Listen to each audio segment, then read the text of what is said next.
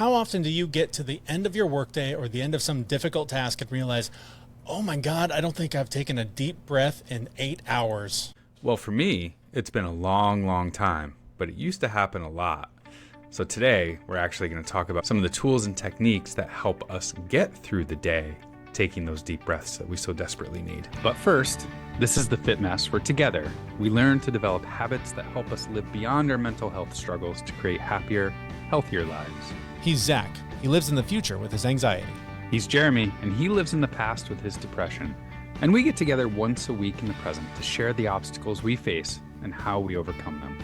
All right, Zach, I'm coming into this episode relying on you and your coaching skills, because I know you've been in this corporate, real job world for a long time. I'm new here, and I'm running into an issue, and I just keep seeing your dumb face on a roller coaster, cool as a cucumber, and going, not only how does he do that, but how does he do it at work? So let me just paint a picture for you. I'm the new guy at this new job, and I'm getting to that point where I'm confident and feeling somewhat competent in what I'm doing. And of course, there's stuff I still have to learn, and it's going to take a while. But I'm still at the point where clock in, clock out, 7-8 hours later, realize I don't think I've taken a breath in like 7 hours. Just hammer through, respond to everything immediately. Every email, every Slack message is a 4-alarm fire that needs to be put out immediately, even though I really know they're not. But that's the mode I'm still operating in. Mm-hmm. So I've been trying a few things, but I wanted to come to you because you've been doing this a long time. You're a big time muckety muck at your company. What do you recommend to the newbies that come in under you? What tools are you using to make sure that those minor alerts are not actually 4-alarm fires like my brain seems to think they are? Well, first I'm going to have to correct you. You were absolutely right when you said muckety muck. Big time? I don't know about that. Okay. I thought that's what it said on your business card. Sorry, I misread it. Might be. I might change my title to that. Big time muckety muck. It's got a nice ring to it. So you didn't even prep me for this. You just literally just dropped this on me. Yep, just dropping the bomb me to here. respond. So that's right. I've got like 3 or 4 things in my mind that I would want to talk about. But I'll start with, the one thing that it's so hard to learn, because I remember when I started in my corporate career, it was just that. It was, if I don't respond to this message, I'm going to get fired. If I don't respond to that email, I'm going to get fired. Right? Yep. I would suspect you've got a boss that's understanding, realizes that you're a human being, and it takes time to get everything done. And even if you do make a mistake, like, it's not the mistake that matters. It's how you respond to the mistake that matters. Right. And don't make it again. I would think that in your mind, you make a much bigger deal over things than, say, your boss would. Sure. I know I always have. And I feel like I'm going into a one-on-one with my boss and I'm about to get fired. And he's like, shit happens. Right. Right. Meanwhile, I was getting my resume together and feeling like I needed to go. Anyway. Right. If you've got a decent boss, and from what I've heard, sounds like you do. Yep.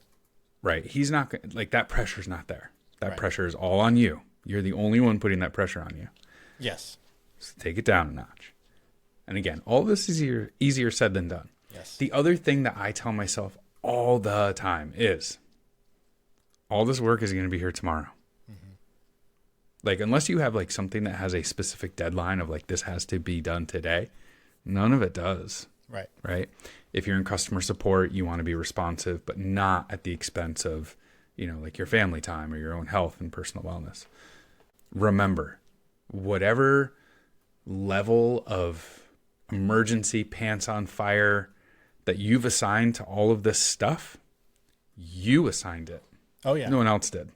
Yeah. Every time an email comes in, it's basically a bear chasing me, right? I do whatever I can to get this bear to stop chasing me so that I can sit down and relax until, of course, the next bear shows up in my inbox to help attack me. I'm at a mode now that if I get an email, that thing ain't getting answered for at least a week. Wow. A week. If I get a Slack message, I will respond same day. Yeah. I do check my email and respond as quickly as I can, but most of my messages come in on Slack. And that's the problem with today's working environment. When I started a long, long time ago, we maybe had we barely even had instant messenger. Mm-hmm. We just had email and phone. Right. You picked up the phone and you called if it was an emergency, and you sent an email if there was a little bit on it. And those were the only two ways you could get a hold of somebody. That was it. Yeah. Now it's like, well, I sent you an email, and then you send a Slack. Did you see the email I sent you? And then you send them a text. Did you see the Slack message about the email that I sent you? Right? And keeps going and going and going and going. There has been a couple of cases where I've gotten a text message from my boss going, did you see the message in that Slack channel? Right? Those are the ones, yeah, you probably need to go respond to. Again, for me, like, I respond to emails within a week. That's it. Yeah. Like, I usually respond quicker than that, but a week is the timeline that I try to respond to them. Yeah. Now, the other thing I would recommend is if you're not, like, if you're just getting into this and you're all day long, you're not breathing. You've got the Apollo band. Yep. Don't you? I do. Why isn't that thing on and running on Fair. calm all day long? Fair point. Right? Got to go charge it up, get it back on my wrist. That stimulates your nervous system. Yep. To the same point of just breathing all day. And like, Yeah. I use that for presentations and things like that. But again, you have to remember all of these things it's all in your head. Yeah. Like, and as a coach, as a mental health advocate, hearing it's all in your head is not a good answer. Yeah. But in this case, like, that sense of urgency, that priority, you are assigning it yourself. So technically it is in your head. And this, we are talking in this case specifically about like the office, right? But this is stuff that I think applies beyond that. So if you're listening to this thinking, boy, Jeremy, it sounds like you have a job. So do the rest of us. That sucks.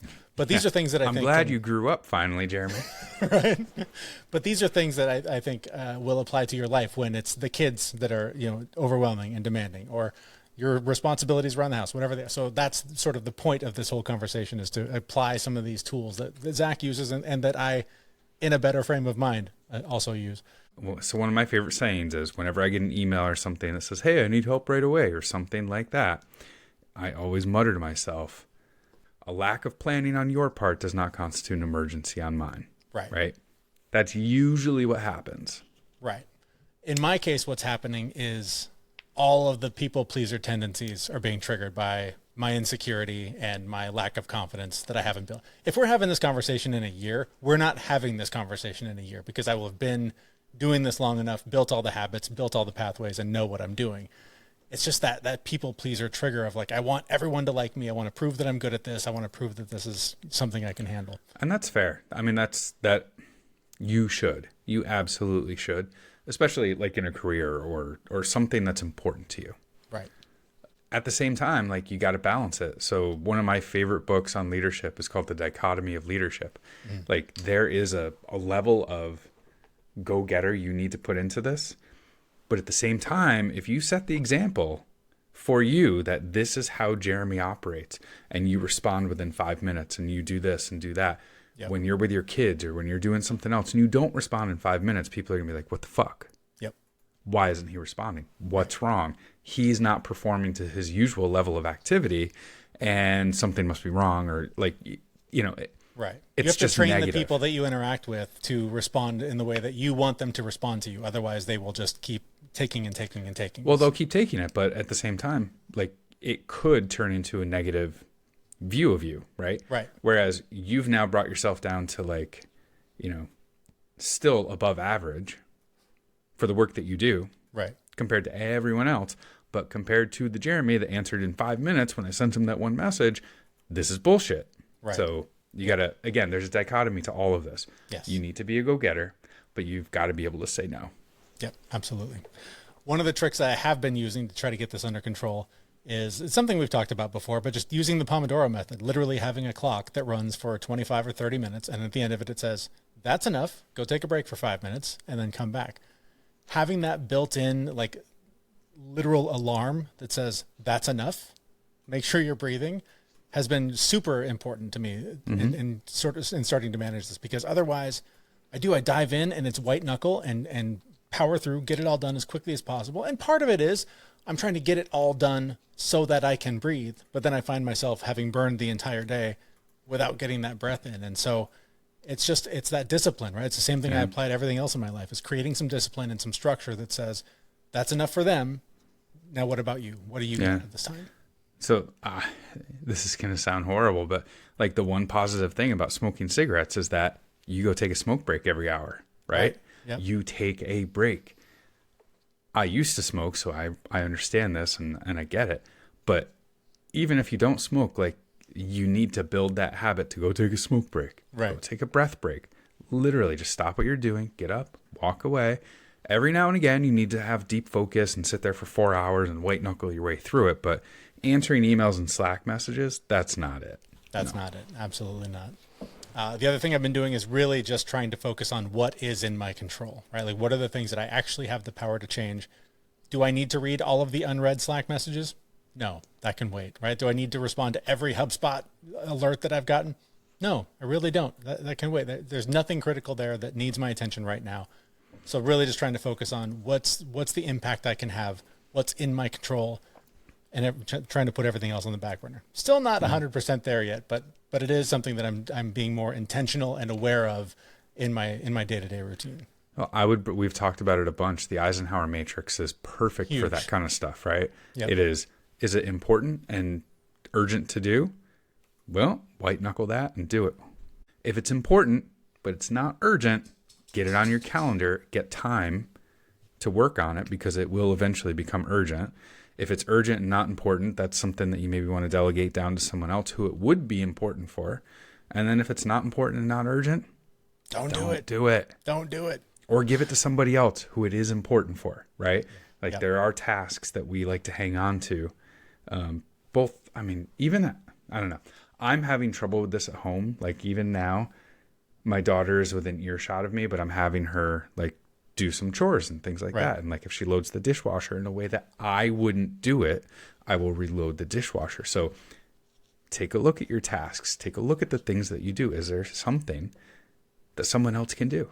Yeah. But that's literally it, man. Like if you go through it, you should be working on 90% of your time should be spent on important, non-urgent things.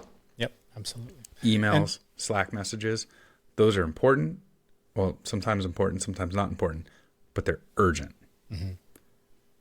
Don't let it happen like that. Make sure that they're important, not urgent. Yep.